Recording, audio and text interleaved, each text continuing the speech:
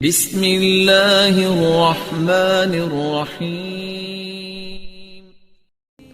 سب تعریف اللہ کے لیے، ہم اس کی حمد و ثنا کرتے ہیں اور اسی سے مغفرت طلب کرتے ہیں، اسی کی طرف رجوع کرتے ہیں اور اسی کے دامن عفو میں اپنے نفس کی شرارتوں اور برے اعمال سے پناہ چاہتے ہیں۔ جس کو اللہ ہدایت کرے اس کو کوئی گمراہ نہیں کر سکتا، اور جس کو وہ گمراہ کر دے اس کو کوئی ہدایت نہیں دے سکتا۔ اور میں گواہی دیتا ہوں کہ اس کے سوا کوئی معبود نہیں، وہ اکیلا ہے، اس کا کوئی شریک نہیں، اور گواہی دیتا ہوں کہ محمد اس کے بندے اور رسول ہیں صلی اللہ علیہ وآلہ وسلم۔ لوگو، میری بات اچھی طرح سن لو، سمجھ لو، کیا خبر شاید اس سال کے بعد اس جگہ میری تمہاری ملاقات کبھی نہ ہو سکے۔ اے لوگو، آج کے بعد واللہ مجھے نہیں معلوم، شاید میں تم سے اس مقام پر کبھی نہ مل سکوں۔ اے لوگو، خاموش ہو جاؤ، تم لوگ اس سال کے بعد شاید مجھے نہ دیکھ سکو۔ سنو، میں تمہیں وضاحت کے ساتھ سب کچھ بتا دینا چاہتا ہوں، کیونکہ شاید اس سال کے بعد پھر کبھی تم مجھ سے نہ مل سکو۔ حج کے مسائل مجھ سے سیکھ لو، میں نہیں جانتا، شاید اس کے بعد مجھے دوسرے حج کی نوبت نہ آئے۔ اللہ اسے تر و تازہ اور شاداب رکھے جس نے میری باتیں سنی اور انہیں دوسروں تک پہنچایا۔ بعض اوقات سننے والا سمجھدار نہیں ہوتا، اور کبھی کبھی جس کو پہنچایا جائے وہ اس سے زیادہ سمجھدار ہوتا ہے۔ اے لوگو، تم لوگ شاید مجھ سے آئندہ اس حال میں نہ مل سکو جس حال میں اب مل رہے ہو۔ اے لوگو، تمہارا رب ایک ہے، تمہارا باپ ایک ہے، تم سب آدم کی اولاد ہو، اور آدم علیہ السلام مٹی سے بنے تھے۔ تم میں سے اللہ کے نزدیک معزز وہ ہے جو زیادہ تقوی رکھتا ہے، بے شک اللہ علیم و خبیر ہے۔ دیکھو، کسی عربی کو کسی اجمی پر، اور کسی اجمی کو کسی عربی پر، کسی کالے کو کسی سرخ پر، اور کسی سرخ کو کسی کالے پر کوئی فضیلت اور امتیاز نہیں مگر ہاں تقوی کے سبب۔ اے بندگان خدا، میں تمہیں تقوی شعاری اللہ سے ڈرنے کی وصیت کرتا ہوں، اور تمہیں اس کی اطاعت کا حکم دیتا ہوں، اور اپنے خطبے کا آغاز نیک بات سے کرتا ہوں۔ جان لو، جاہلیت کی ہر چیز میرے قدموں تلے رون دی گئی ہے۔ خبردار، اہل جاہلیت کی ہر چیز میرے ان دونوں قدموں کے نیچے ہے۔ سن لو، جاہلیت کا ہر خون، مال اور آثار جاہلیت میرے قدموں تلے تا قیامت کالعدم ٹھہرائے جاتے ہیں، اور جاہلیت کے تمام باعث فخر و غرور عہدے ختم کیے جاتے ہیں، صرف صدانہ اور سقایا کے عہدے باقی رہیں گے۔ قتل عمد کا قصاص لیا جائے گا۔ قتل عمد کے مشابہ وہ ہے جو لاٹھی یا پتھر سے وقوع میں آئے، اور اس کی دیت 100 اونٹ مقرر ہے۔ اس سے زیادہ جو طلب کرے گا وہ اہل جاہلیت میں شمار ہوگا، اور ہر قسم کا سود آج ممنوع قرار پاتا ہے۔ البتہ تمہیں اپنی اصل رقم لینے کا حق ہے، جس میں نہ اوروں کا نقصان ہے نہ تمہارا نقصان۔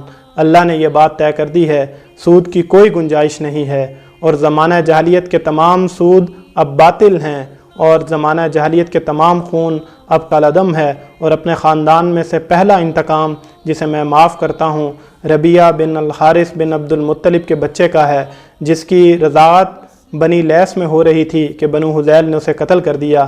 پس میں پہل کرتے ہوئے انتقام ہائے جاہلیت میں سے خون کا بدلہ معاف کر رہا ہوں۔ بے شک نسیے ازدی ازد یا کفر کا ہی باعث ہے، اس سے کافر گمراہی میں پڑ جاتے ہیں کہ ایک سال تو اسے حلال ٹھہراتے ہیں، پھر دوسرے سال اس کو حرام کر دیتے ہیں، تاکہ اللہ نے جو گنتی مقرر کر رکھی ہے اسے پورا کر لیں۔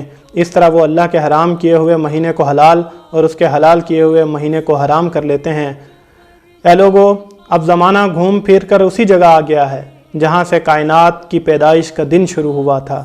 مہینوں کی گنتی اللہ کے نزدیک سال میں 12 ہے، ان میں سے 4 محترم ہیں، حرام ہیں کہ 3 ذی قعدہ، ذی الحجہ اور محرم تو متواتر ہیں، اور ایک الگ آتا ہے یعنی رجب جو شہر مضر کہلاتا ہے، اور جو جمادی الثانی اور شعبان کے بیچ ہے، اور مہینہ 29 دن کا بھی ہوتا ہے اور 30 کا بھی۔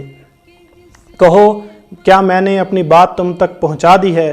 مجمع نے کہا، بے شک۔ آپ صلی اللہ علیہ وآلہ وسلم نے فرمایا، اے اللہ گواہ رہنا، سن لو، حج قیامت تک اب ذی الحجہ کے مہینے کے ساتھ مخصوص رہے گا۔ لوگو، تمہیں معلوم ہے کہ تم پر کون سا مہینہ سایہ فگن ہے؟ تم کس دن میں یہاں جمع ہو، کس شہر میں موجود ہو؟ سب نے کہا محترم شہر اور محترم مہینے میں۔ تب آپ صلی اللہ علیہ وآلہ وسلم نے فرمایا، بے شک تمہارا خون ایک دوسرے پر حرام ہے، اور تمہارا مال و ملکیت، تمہاری عزت و آبرو، تمہاری کھال بھی ایک دوسرے کے لیے معزز و محترم ہے، جس طرح حرمت تمہارے اس دن کو، تمہارے اس مہینے کو، تمہارے اس شہر کو حاصل ہے، یہاں تک کہ تم اللہ سے جا ملو۔ میری بات سنو، زندگی پا جاؤ گے مگر اس شرط کے ساتھ کہ ایک دوسرے پر ظلم نہ کرنا، ظلم و زیادتی نہ کرنا۔ خوب سمجھ لو، ایک دوسرے پر باہم ظلم و ستم نہ کرنا۔ اللہ کے بندو، میری بات سنو اور سمجھو، بلا شبہ ہر مسلمان دوسرے مسلمان کا بھائی ہے اور تمام مسلمان بھائی بھائی ہیں۔ خبردار، ہر مسلمان دوسرے مسلمان پر حرام و محترم ہے اور ہر مومن دوسرے مومن پر حرام و محترم ہے، جس طرح آج کے دن کی حرمت ہے۔ اس کا گوشت اس پر حرام ہے کہ اسے کھائے، اس کی عدم موجودگی میں غیبت کرے، اور وہ اس کی عزت و آبرو اس پر حرام ہے کہ اس کی چادر عزت پھاڑ دے۔ اس کا چہرہ اس پر حرام ہے کہ اس پر تماچے لگائے، اور تکلیف دہی بھی حرام کہ اسے تکلیف پہنچائی جائے، اور یہ بھی حرام کہ تکلیف رسانی کے لیے اسے دھمکایا جائے۔ اور کسی مسلمان کے لیے یہ بھی جائز نہیں کہ سوائے اس کے کہ جو وہ اپنی خوشی سے دے دے، مال مسلم بھی حلال و جائز نہیں سوائے اس کے کہ وہ اپنی خوشی سے دے دے۔ اور میں تمہیں بتاؤں کہ مسلمان در حقیقت کون ہے؟ مسلمان وہی ہے جو اپنی زبان اور ہاتھ سے دوسرے لوگوں کو محفوظ رکھے، اور مومن در حقیقت وہ ہے جس سے دوسرے لوگوں کا جان و مال امن و عافیت میں رہے، اور مہاجر در حقیقت وہ ہے جو اپنے گناہوں اور خطاؤں سے کنارہ کشی کر لے، اور مجاہد تو دراصل وہ ہے جو اطاعت الہی کی خاطر اپنے نفس کا مقابلہ کرے۔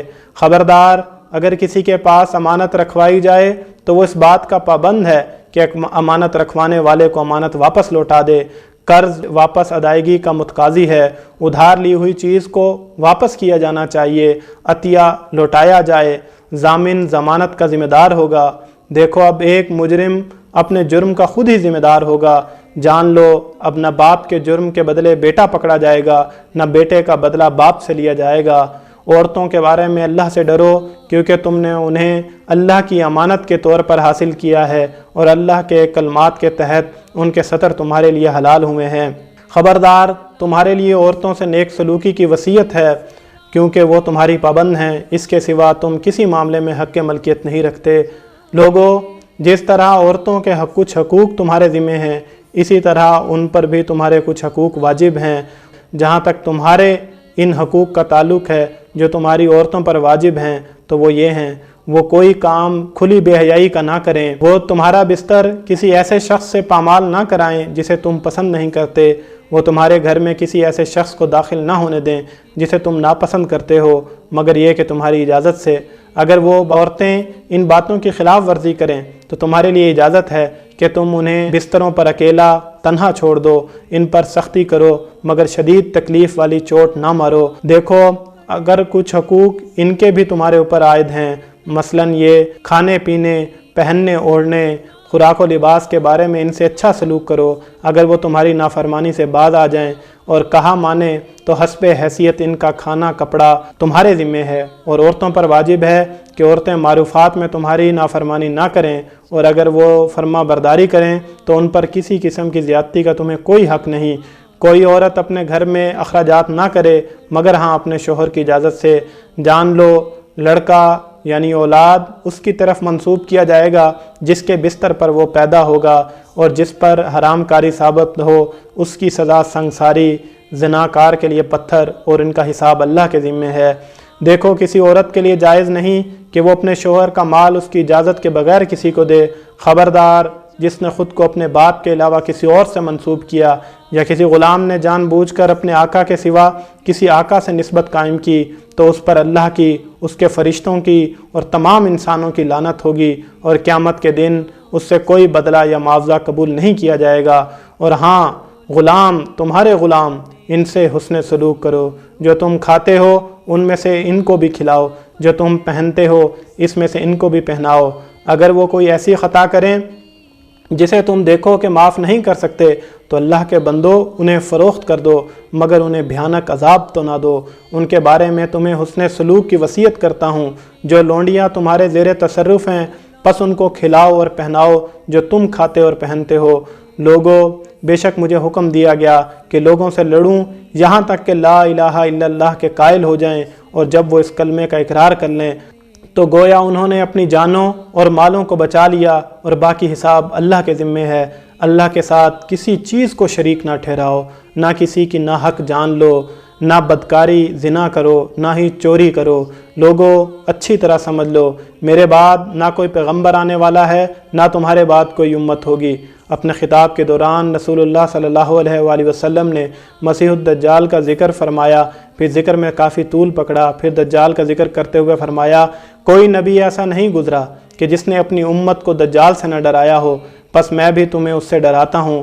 بے شک میری سب سے افضل دعا تمہارے انبیاء ما قبل کی بھی یہی ہے۔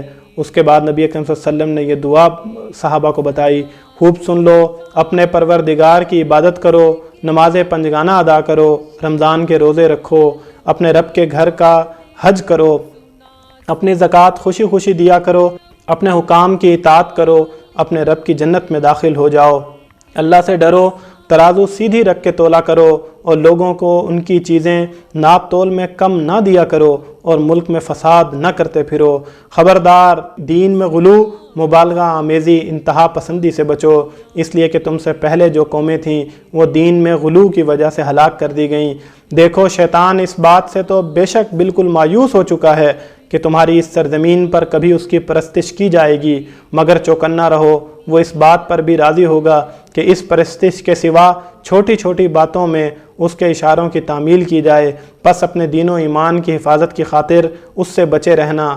اللہ نے میراث ترکہ میں ہر وارث کا جداگانہ حصہ مقرر کر دیا ہے، اس لیے وارث کے لیے تمام مال میں وصیت کرنا جائز نہیں، چنانچہ کسی کو 1/3 سے زیادہ مال کی وصیت کا حق نہیں۔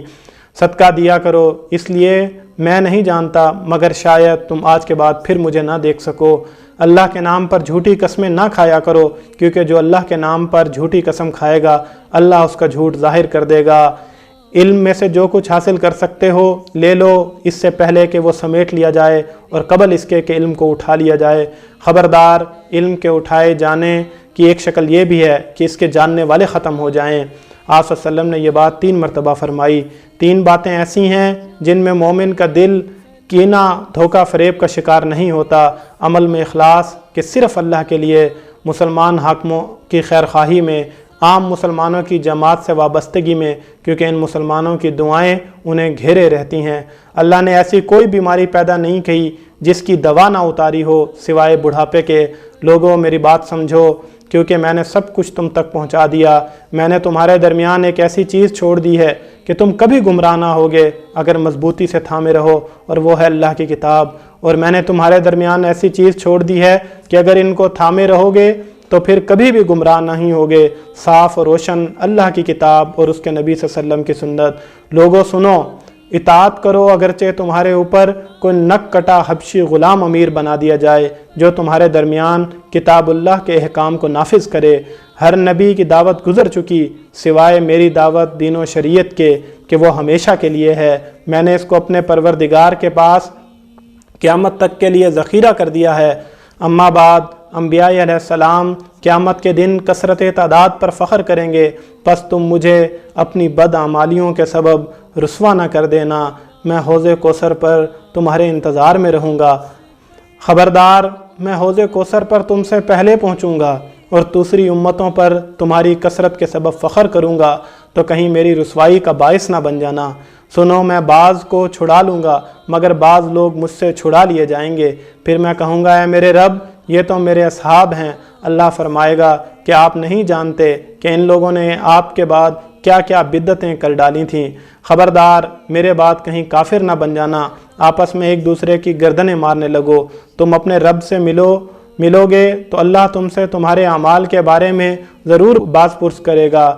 پس جو دنیا میں رہتے ہوئے آخرت کو اپنے پیش نظر رکھے گا تو اللہ اسے دل جمی عطا کرے گا اور اسے آنکھوں کے سامنے دنیا میں ہی بے نیازی اور تونگری عطا کرے گا، اور دنیا اس کے قدموں میں سرنگو ہو کر خود آئے گی۔ لیکن جو دنیا کو محبوب و مقصود قرار دے گا تو اللہ اس کے معاملات کو منتشر و متفرق کر دے گا، اور وہ آدمی دنیا میں ہی اپنی آنکھوں کے سامنے افلاس و تنگ دستی دیکھ لے گا، اور دنیا میں اسے اتنا ہی حصہ ملے گا جتنا اس کے مقدر میں ہے۔ دیکھو، اب تم نے مجھے جی بھر کر دیکھ لیا ہے، مجھ سے ان تمام باتوں کو سن لیا ہے۔ تم سے عنقریب میرے بارے میں پوچھا جائے گا، تو سچ سچ بتاؤ، پس جس نے بھی مجھ پر جھوٹ باندھا تو وہ اپنا ٹھکانہ جہنم بنا لے۔ جو یہاں موجود ہے وہ غیر حاضر تک میری بات پہنچا دے، شاید کہ بعض ایسے کہ جن تک یہ باتیں پہنچیں یہاں موجود بعض سننے والوں سے زیادہ سمجھدار ہوں۔ سن لو، تم میں سے جو یہاں قریب ہیں ان کے یہ لازم ہے کہ اپنے دور والوں یعنی بعد میں آنے والوں تک یہ باتیں پہنچا دیں۔ پھر آپ صلی اللہ علیہ وسلم نے فرمایا، اے اللہ دیکھ لے میں نے تیرا پیغام پہنچا دیا یا نہیں۔ پھر لوگوں سے فرمایا کہ کیا میں نے اللہ کا پیغام تم تک پہنچا دیا؟ سنو، کیا میں نے تبلیغ کا حق ادا نہیں کر دیا؟ دیکھو، کیا میں نے تعلیم و تلقین دین کی انتہا نہیں کر دی؟ تو سب حاضرین سامعین مجمع والے بیک آواز اقرار و اعتراف کرنے لگے، بے شک بے شک۔ تب رسول اکرم صلی اللہ علیہ وآلہ وسلم نے فرمایا، اے اللہ گواہ رہنا، اے اللہ گواہ رہنا، اے اللہ گواہ رہنا، اور تم لوگوں سے میرے بارے میں پوچھا جائے گا تو تم لوگ کیا کہو گے؟ تو سب نے کہا کہ ہم گواہی دیتے ہیں کہ بے شک آپ نے امانت الہی ہم تک پہنچا دی اور حق رسالت ادا کر دیا اور امت کو نصیحت کرنے کی انتہا فرما دی۔ پس رسول اللہ صلی اللہ علیہ وآلہ وسلم نے اپنی انگشت شہادت کو آسمان کی طرف اٹھایا، پھر اسے لوگوں کی طرف جھکایا اور فرمایا، اے اللہ گواہ رہنا، اے اللہ گواہ رہنا، اے اللہ گواہ رہنا، والسلام، وعلیکم السلام ورحمۃ اللہ۔ خطبے کے بعد آپ صلی اللہ علیہ وسلم نے نماز ادا فرمائی، پھر موقف میں تشریف لا کر جبل مشاد کے سامنے قبلہ رو ہوئے اور شدید گریہ زاری کے ساتھ غروب آفتاب تک دعا فرماتے رہے۔ اسی مقام پر وہ مشہور آیات نازل ہوئیں جن میں دین کی تکمیل کا ذکر ہے، اور پھر 13 یا 14 کی درمیانی رات کے پچھلے پہر مکہ تشریف لائے، طواف و وداع کیا، نماز فجر ادا کرنے کے بعد مہاجرین و اہل مدینہ کے ساتھ مدینے لوٹ کے کچھ عرصہ وہاں قیام کرنے کے بعد ہمیشہ ہمیش کے لیے اس دنیا فانی کو خیر آباد کہہ دیا۔